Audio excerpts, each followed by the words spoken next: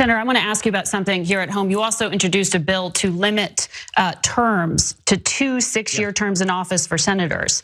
Why aren't you holding yourself to that standard? You said you're running for a 3rd term.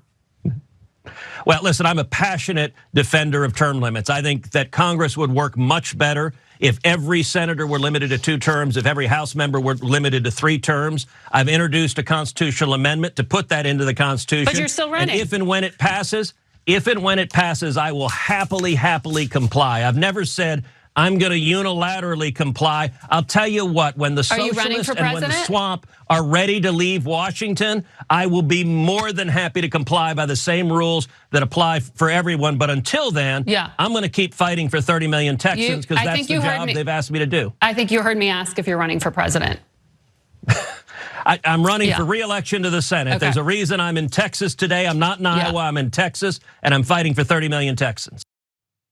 There's a reason I'm in Texas. I'm not in Iowa. I'm not in Mexico. Don't worry. I'm actually in Texas briefly. I didn't recognize it at first, but it's not a bad state. I actually might stay here for a bit.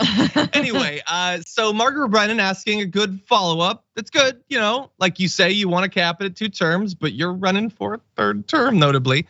And he says, the founding fathers envisioned a government of citizen legislators who would serve for a few years and return home, not a government run by a small group of special interests and lifelong, permanently entrenched politicians who prey upon the brokenness of Washington to govern in a manner that is totally unaccountable to the American people. But, so look, to some extent he's hypocritical, and understand, I don't like him or whatever. I doubt many people watching this video do. But the question is he guilty? Is he guilty or not, Francesca Fiorentini, for saying that we should have this? He's proposing this bill, but he's running for a 3rd term. Is he actually wrong?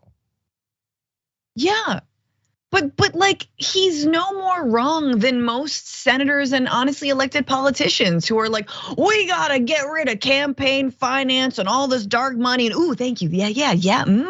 But and I will give this up soon. We've got to make sure we don't trade stock, as elected officials. But until then, yes, like it is.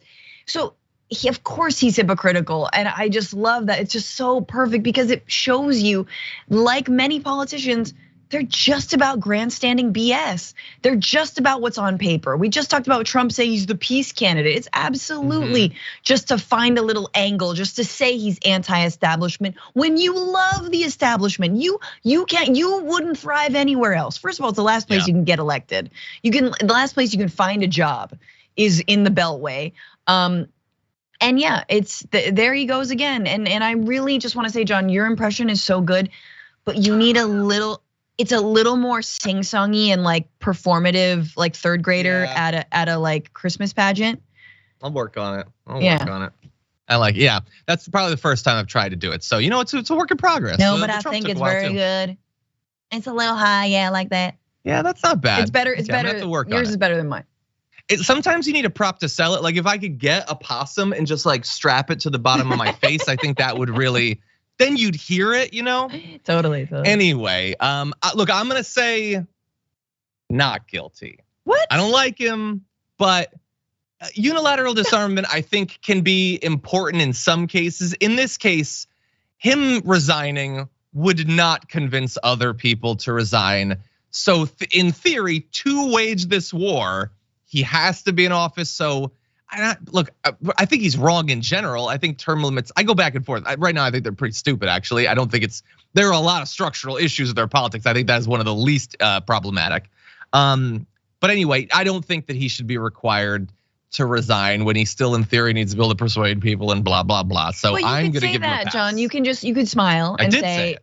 No, but I'm saying he could say that. You could smile, he could smile and say, I see what you're doing. And absolutely, once I get this passed, I think we should all adhere to these kinds of rules, That's what he said,